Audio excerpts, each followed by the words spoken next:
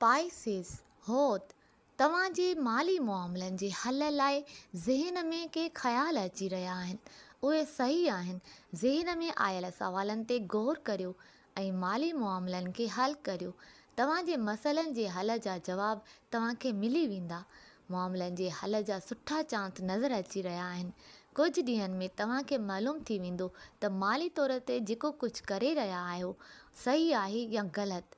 त उनखे सम्झण खां पोइ माली मामलनि खे बहितर बणाइण जी कोशिशि कंदा ऐं 25 जून तव्हांखे पंहिंजा माली मामला सही तौर ते सम्झ में अची वेंदा।